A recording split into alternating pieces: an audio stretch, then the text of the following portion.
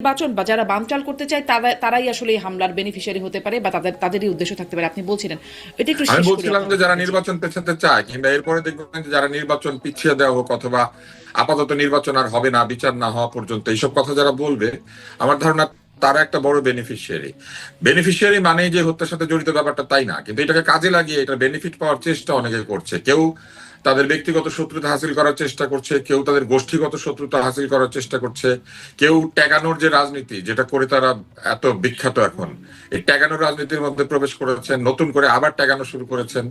অর্থাৎ এই বড় ঘটনাটায় যারা প্রকৃত দায়ী ব্যক্তি তাদেরকে খুঁজে বের না করে বরং ডাইনে বামে যার যার ব্যক্তিগত ঈর্ষা, হিংসা, বিদ্বেষ, ক্রোধ এগুলি হাসিল করার জন্য কিছু লোক নেমে পড়েছেন। এটা খুবই নিন্দনীয় এবং এইটা আসলে আমাকে খুব দুঃখ দেয়। বাংলাদেশের মতো এত জনবহুল একটি দেশে একজন তরুণ রাজনীতিবিদকে এইভাবে হত্যার প্রচেষ্টা করা হবে, কিন্তু তার আশেপাশের লোকজন সহ বিভিন্ন মানুষেরা নানান মানুষকে অপমান করে কিংবা কাউকে ট্যাগ করে কাউকে মিথ্যা অপবাদ দিয়ে তারা এক ধরনের ধোঁয়াশা তৈরি করবেন, এটা আশা করা যায় না। মূল দাবি হওয়া উচিত যেই হোক এই হত্যাকারী এবং এই হত্যার পরিকল্পনাকারী তাদেরকে আইনের আওতায় আনতে হবে, বিচার করতে হবে। কে কোন পক্ষে তাদের কিচ্ছু আসা যায় না। বাংলাদেশের যে কোনো হত্যা অপরাধ এবং হত্যার বিচার হতে হবে এবং এই হত্যা প্রচেষ্টারও বিচার হতে হবে। ফলে তাকে যেভাবে আহত করা হচ্ছে এটা তো হত্যা প্রচেষ্টা।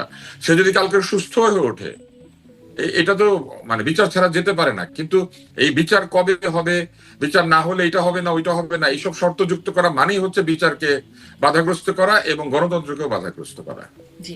এখন যে প্রিএমপ্টিভ অ্যাকশন, মানে ওই যে চোর পালালে বুদ্ধি বেরোয়, অন্তত কিছুটা বুদ্ধি যদি এখনো বের হয় তবুও তো একটা মানে সামনের দিনগুলো যদি নিরাপদ করার জায়গা থাকে। কারণ এই ঘটনাটা কিছুটা বুদ্ধি বলছি এই কারণে, কারণ এই হামলাটাও আগে ছিল, এই বিষয়টা জানাশোনাও আগে ছিল, তারপরেও কোনো ব্যবস্থা হয় নাই। কিন্তু এখন অন্তত যে ব্যবস্থাগুলোর কথা শোনা যাচ্ছে ডাক্তার আব্দুল নূর তুষার, যে বলা হচ্ছে জুলাই সম্মুখ সারির যোদ্ধা তাদেরকে নিরাপত্তার জন্য সরকার ব্যবস্থা নেবে, এই যে বিষয়গুলো বলা হচ্ছে, আপনি কি মনে করেন যে এটা এটা একটা ভালো ব্যবস্থা? তাদেরকে পুলিশ দেওয়া হবে বা তারা নিজেরা আর্মস ক্যারি করতে পারবেন, এখন প্রার্থীরা যারা তারা আর্মস ক্যারি করতে পারবেন, আগ্নেয়াস্ত্র যেটি, এটিকে আপনি মানে এই পদক্ষেপগুলো কিভাবে দেখছেন? সরকার তাদেরকে নিরাপত্তা দিবেন, এটা অবশ্যই ভালো উদ্যোগ। সরকার সকল প্রার্থীকে এবং নির্বাচনের সাথে জড়িত গুরুত্বপূর্ণ ব্যক্তিবর্গকে প্রতিরক্ষা দেওয়ার জন্য চেষ্টা করবেন, এটা তো অবশ্যই থাকা উচিত। শুধু তাই না, সরকার তো পুরো জনগণের জানমালের নিরাপত্তা দেওয়ার কথা। আইন শৃঙ্খলা পরিস্থিতির এই যে অবনতি, এটার জন্য কে দায়ী এটাও চিন্তা করতে হবে। কিন্তু একটা সিদ্ধান্ত আমার কাছে খুব অবাক মনে হয়েছে, সেটি হচ্ছে প্রার্থীদেরকে হাতিয়ার দেওয়া হবে। প্রার্থীরা নিজেরা তো হাতিয়ার বহন করবেন না, তাহলে এই হাতিয়ারটা বহন করবে কে? প্রার্থীকে কি এখন তার